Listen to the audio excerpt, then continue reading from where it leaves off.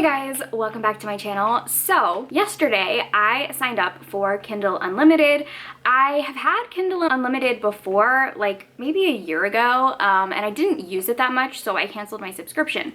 But I saw that they are having like a holiday deal right now where it is $30 for 6 months, which totals out to like $5 a month. And I figured I read enough ebooks that the price would be justified. So I decided to sign up for that deal. So I have Kindle Unlimited for 6 months, and I thought that I could do a little like reading vlog of the Kindle Unlimited books that I'm gonna read this month. So I don't know, let me know if you guys like this and I can continue doing it. I'll probably just read like random stuff and then put it all together in a vlog. So I thought I would start by showing you the 10 books that I currently have checked out. So if you don't know what Kindle Unlimited is, it is a service through Amazon where you can check out up to 10 Kindle Unlimited books at a time and read them. So it's kind of like a loan system. You don't own the books, but they're available to you and you can have 10 at a time. And pretty much like the majority of what is on Kindle Unlimited are romance books. So as a romance reader, works out for me. I also did just send out a tweet asking you guys for recommendations. So I used some of those to make this TBR, and other ones I just saved onto a wish list so that I can find them later. Okay, sorry about the squeaky chair. I'm at my parents' house. I'm working with what I got. The first one I have is Fae's Captive by Lily Archer. This, I believe, is a like short novella, fantasy, fae romance. I think this fae guy kidnaps a girl who he believes is his mate. That's all I really know about it, but I have seen a couple of the people that I follow recently reading it. The next one is The Fortress of Time by Mariah Stone. This is a time travel Viking romance, and I saw somebody reading this during the 24-hour Smutathon, and it was just like calling my attention. Vikings, time travel. So the next one is For Her Own Good by Tamsin Parker. This might have been an age gap. I was adding a lot of age gap romances because that's just what I'm in the mood for right now. Yes, this is an age gap. It's about a doctor who saves the life of a suicidal teenager, and then he disappears from her life, and then 15 years later they reconnect. And I'm seeing the word daddy a lot in the synopsis. The next one is Preacher Man by Jessica Kane. I believe this is also like a very short, like 50-page novella about a preacher. I think that the main character girl is being baptized. That's all I remember. The next one is Irresistible by Melanie Harlow. This was actually recommended by Bree, which, by the way, I've been meaning to talk about Bree for a while because I love her recommendations. She reads such good romances. She has a blog and a booktube channel, and she also writes for, I believe, on Frolic. I will link her down below if you're looking for another person to give you romance recommendations. She's awesome. So yeah, this one was recommended by her. I didn't even really check what it was about. I just saw the cover and I was like, okay. It says it is about a full-time single dad with 3 daughters, and he's the CFO to a farm. And then the heroine becomes his part-time nanny. Okay, there we go. That's why I was into it. I love a nanny trope. Okay, the next one is Praying for Rain by B.B. Easton, and this one I know was recommended by Jess from Peace Love Books. She talked about it in one of her videos a while ago and she really liked it. It is a post-apocalyptic romance, or I think it might be like mid-apocalypse. I think it's taking place like right as the apocalypse is happening, and I love apocalyptic books. Any type of apocalypse, I'm here for. The next one is The Devil by Ashley Jade. This one Lainey read a while ago and she told me that I should read it and that she thinks I would like it. I literally know nothing about it, and I remember she was texting me while she was reading it, like giving me kind of reactions, and none of it made sense. So this is totally a wild card. Don't know what it's about, but she said it's kind of crazy. The next one is Medicine Man by Saffron A. Kent. This one is another one that I've had my eye on, mostly because I think the guy on the cover is really attractive. So every time I see this cover, I'm like, oh. But this, I believe, takes place in a psychiatric hospital, and it's between a doctor at the hospital and a patient, but I've heard really good things about this author. Most recently, Melissa talked about how she really liked this book, and then the second book that's like a companion to this one sounds really good. I really want to read books by this author because I've just seen her name popping up a lot recently. The next one is Dirty Letters by V. Keeland and Penelope Ward.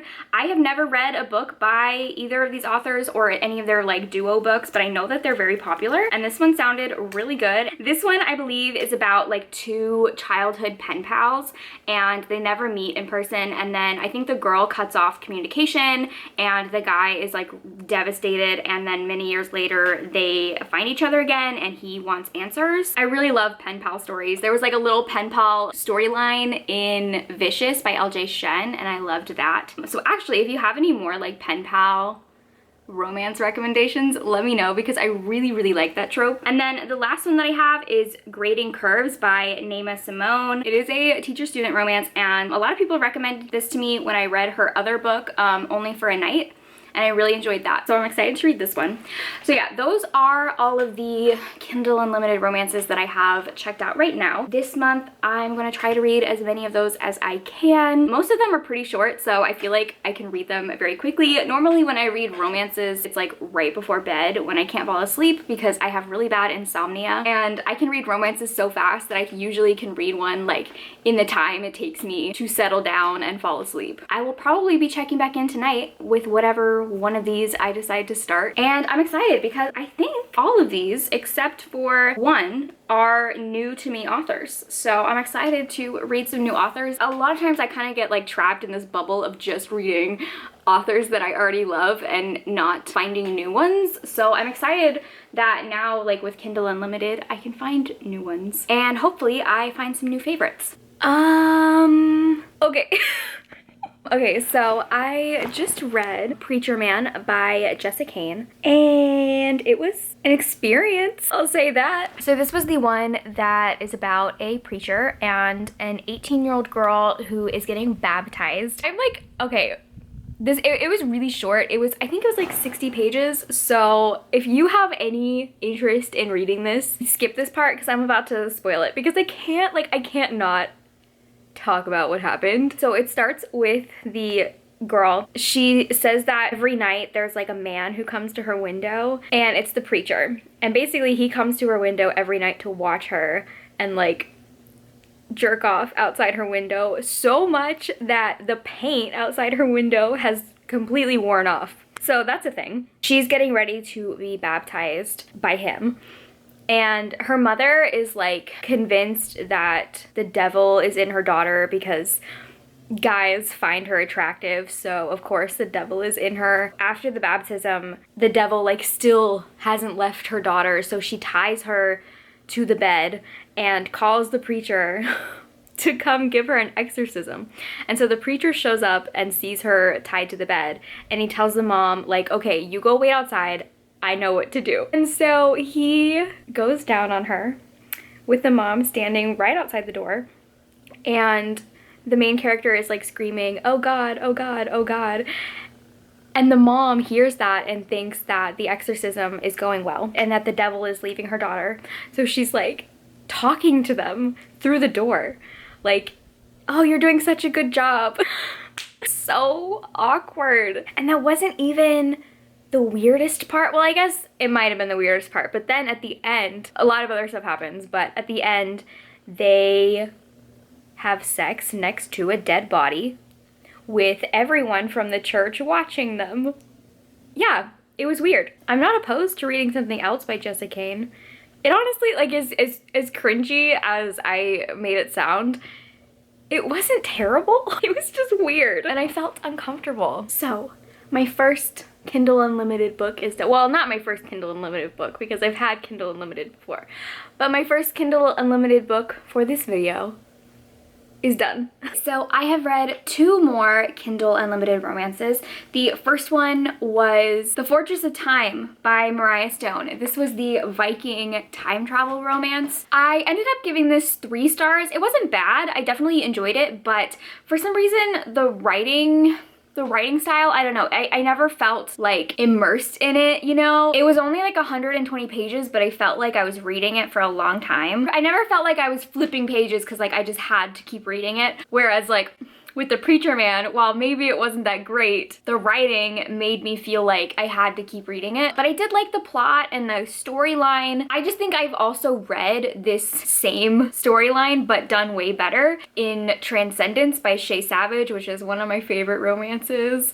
And in that one, a woman accidentally time travels back to like prehistoric caveman times. And I couldn't help but like keep comparing Sigurd the Viking to Ed from Transcendence, and I was like, Ed, he is not. But I definitely enjoyed it because I am currently watching the TV show Vikings, and it definitely felt like that show, but just somebody from the present day time traveled into it. Wasn't bad, wasn't my favorite. I probably won't continue with the series, but I am glad that I read it. And then the other one that I read was Grading Curves by Naima Simone. This is a age gap student teacher romance, and I was actually surprised when I started it. I guess this is my own like internalized ideas, but I assumed that it would be a male professor and a female student, but it was actually a female professor and a male student. So that was very refreshing. I believe that the teacher was 30 and the student was 23,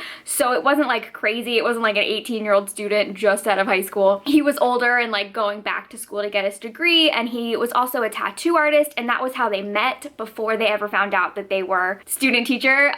She went into the tattoo shop to get a tattoo, and he was the person that gave her the tattoo, and they hit it off and like hooked up. And then the next day they both walked into class and were like, oh. And I really, really liked it. This is the second book now that I've read by this author, and I've loved both of them, so I definitely want to read more of her books. And like I mentioned earlier, this was the only author that I was reading in this video that I have read before, so I am glad that I am now continuously enjoying her books. The smutty scenes in this were so good, which is one of the things that I enjoyed from her other book that I read. She definitely knows how to write a good sex scene. And I also really like how at least both of these that I've read have been short novellas, but she makes the relationship feel believable, and I actually care about them, and not just like, cool, they're having sex, but like I feel the emotions, you know? So those are the two that I read today. I now have, I think, 7 left, and I definitely feel like I could read all of these this month. I might even start another one tonight. I'm going out to dinner, and then we'll see how I feel when I get back. But I'm kind of feeling like I want to start, I don't know, The Devil is kind of calling to me. Maybe just because that's the only one I don't know what it's actually about. Okay, so I just finished reading The Devil by Ashley Jade, and this book was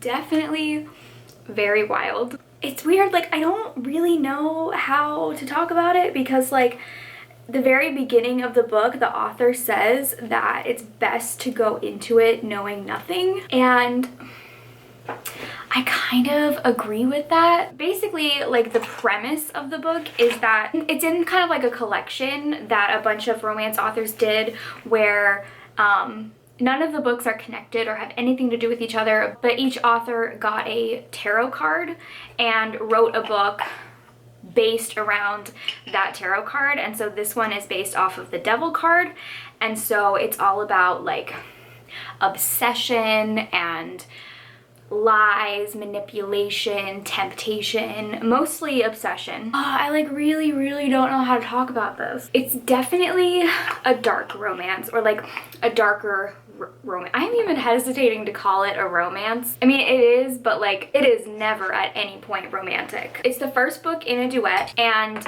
it was kind of more like a prelude to the second book. The second book is longer, and I think this book was kind of more of like setup and backstory for that, but you have to read this one to read the second one.